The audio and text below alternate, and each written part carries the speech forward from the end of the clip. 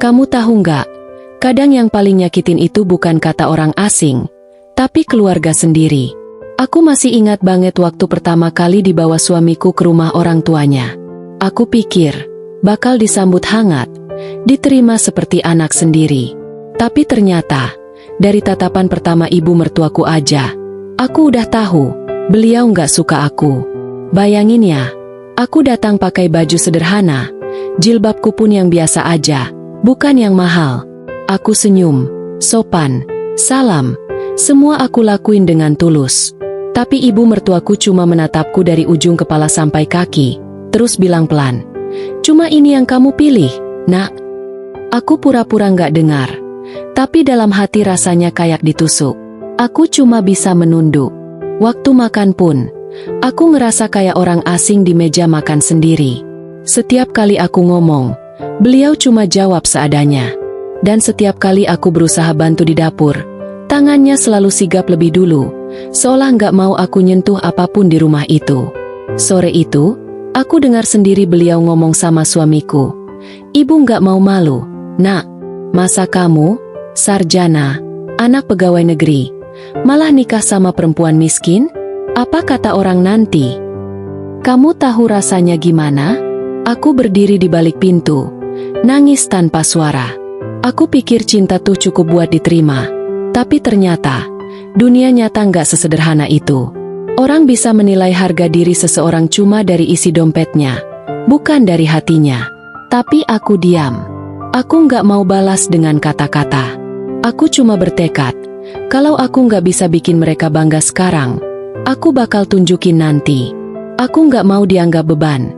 Aku mau buktiin kalau aku bisa jadi kekuatan buat keluarga, bukan aib. Lucunya, waktu itu aku masih naif banget. Aku pikir kalau aku sabar, kalau aku nurut, semua bakal berubah. Tapi ternyata, kesabaranku justru sering disalahartikan. Dikiranya aku lemah, dikiranya aku nggak punya harga diri. Padahal aku cuma nggak mau nambah luka dalam keluarga. Malam itu, aku nangis di kamar. Suamiku peluk aku, tapi hatiku tetap hancur. Aku cuma bilang pelan ke dia, "Aku nggak butuh dihormati, Mas. Aku cuma pengen dianggap manusia." Dan sejak saat itu, aku tahu, perjuanganku baru dimulai. Perjuangan untuk dihargai, bukan karena harta, tapi karena ketulusan. Setelah kejadian itu, aku belajar untuk menahan banyak hal.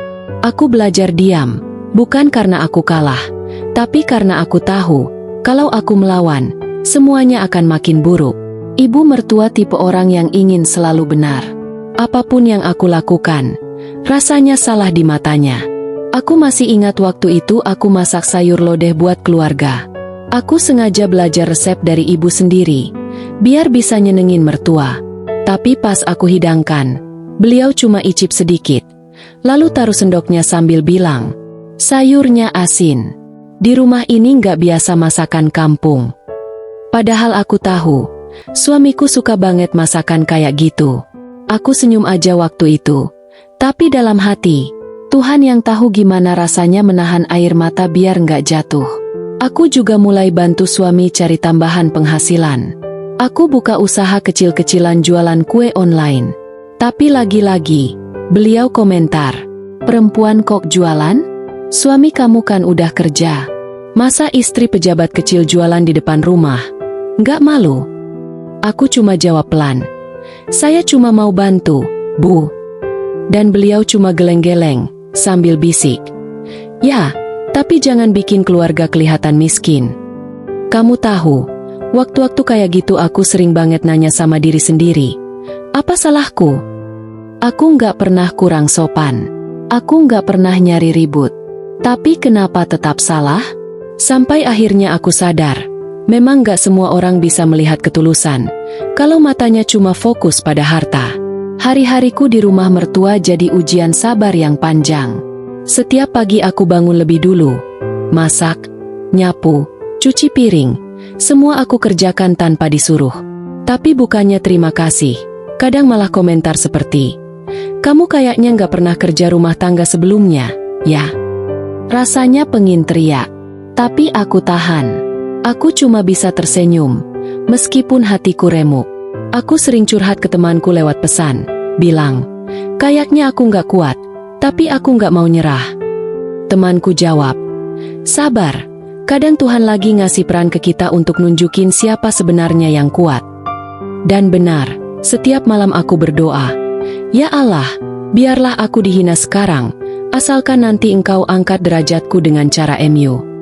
Aku percaya, Tuhan gak pernah tidur. Setiap air mata yang jatuh, pasti dihitung satu persatu.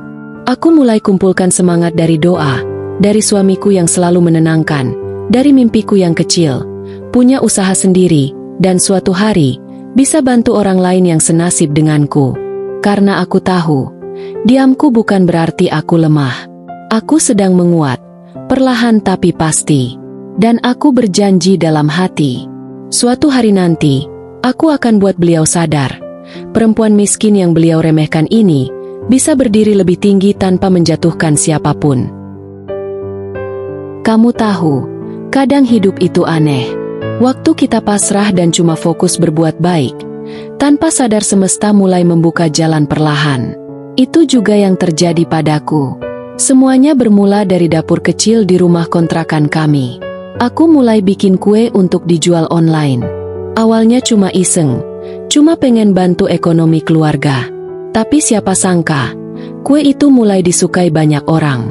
Teman-teman pesan, terus mereka posting di media sosial. Dari situ, order mulai berdatangan. Aku kerja dari pagi sampai malam, kadang cuma tidur 3 jam. Tapi anehnya, aku bahagia. Bukan karena uangnya, tapi karena aku ngerasa berguna. Suamiku bantu bagian pengiriman, sementara aku urus produksi. Kami ketawa bareng di tengah tepung yang berantakan, dapur yang panas, dan bunyi oven yang gak berhenti. Tapi kamu tahu, saat kebahagiaan itu mulai tumbuh, ujian datang lagi, tentu saja dari ibu mertua. Suatu hari beliau datang tiba-tiba ke rumah. Lihat kami lagi sibuk bungkus pesanan. Wajahnya langsung masam. Apa-apaan ini? Rumah jadi kayak pabrik kue. Kalian gak malu? Tetangga lihat. Aku terdiam. Aku pengen jelasin, tapi beliau gak kasih kesempatan. Cukup. Kalau kamu mau kerja kayak gini, jangan bawa nama keluarga kami. Aku gak mau orang tahu menantuku jualan, katanya sambil membanting pintu. Setelah beliau pergi, aku cuma duduk di lantai, nangis pelan. Tapi suamiku pegang tanganku dan bilang, udah, biarin aja, sayang. Kita jalan terus. Aku percaya sama kamu. Kata-kata itu cukup buat aku bangkit lagi. Beberapa bulan kemudian, usahaku makin ramai. Aku mulai punya pelanggan tetap. Ada yang pesan untuk ulang tahun, ada yang untuk acara besar. Bahkan, salah satu pesanan datang dari sebuah hotel kecil di kota. Mereka minta suplai kue tiap minggu. Aku kaget, tapi juga bangga. Semua ini hasil kerja keras dan doa. Lucunya, berita itu akhirnya sampai ke telinga ibu mertua. Tapi bukan dari kami, dari tetangganya sendiri, yang cerita sambil bangga. Bu, menantu ibu hebat ya, kuenya enak banget, sekarang udah masuk hotel. Waktu itu beliau diam aja. Tapi dari nada bicaranya, aku bisa ngerasain sesuatu berubah. Mungkin masih malu, tapi juga mulai penasaran. Dan aku cuma tersenyum dalam hati. Perlahan-lahan, Bu, biar waktu yang bicara. Aku nggak mau membalas dengan kata-kata, karena aku tahu, hasil nggak butuh pembelaan.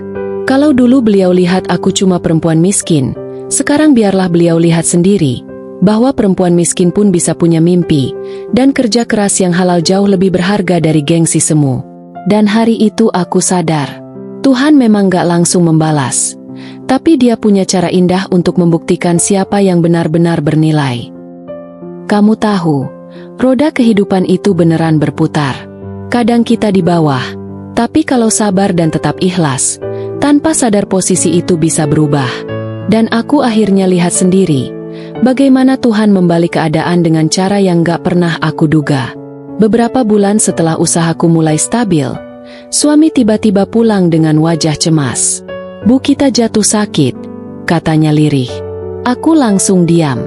Dalam hati, semua luka lama seolah nggak berarti lagi. Aku cuma kepikiran satu hal. Aku harus bantu. Kami segera ke rumah sakit. Ibu mertua terlihat jauh berbeda. Tubuhnya lemah, wajahnya pucat, dan sorot matanya nggak setajam dulu. Waktu aku masuk ruang perawatan, beliau cuma melirik sekilas. Mungkin malu, mungkin gengsi. Tapi aku nggak peduli. Aku pegang tangannya pelan dan bilang, "Istirahat ya, Bu. Nggak usah mikirin apa-apa dulu." Beliau terdiam lama.